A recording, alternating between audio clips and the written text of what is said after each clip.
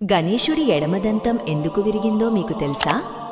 ఒకసారి పరశురాముడు లోకాలను తిరుగుతూ కైలాసానికి వెళ్తాడు.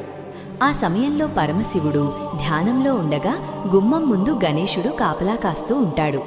పరశురాముడు లోపలికి వెళ్లేందుకు ప్రయత్నించగా గణేశుడు నాన్న ఆజ్ఞ ప్రకారం లోపలికి ఎవరికీ అనుమతి లేదని అడ్డుపడ్డాడు. దానికి పరశురాముడు కోపంతో నేనెవరో తెలుసా అని అంటాడు. దానికి గణేశుడు మీరు ఎవరు అయినా కాని నా తండ్రి ఆజ్ఞ ప్రకారం లోపలికి అనుమతించను అంటాడు. అప్పుడు గణేశుడికి పరశురాముడు మధ్య భీకర యుద్ధం జరుగుతుంది. పరశురాముడు ఎన్ని అస్త్రాలు ప్రయోగించినా గణేశుడు అడ్డుకుంటాడు. ఏం చేయాలో అర్థం కాక చివరికి పరశురాముడు శివుడి ఆయుధాన్నే ప్రయోగిస్తాడు. తండ్రి ఆయుధాన్ని గౌరవిస్తూ గణేశుడు అలానే ఉండిపోతాడు. ఆ ఆయుధం వచ్చి ఎడమదంతానికి తగులుతుంది. అందుకే గణేశుడికి ఎడమదంతం విరిగిపోయి ఉంటుంది. ఫ్రెండ్స్, జై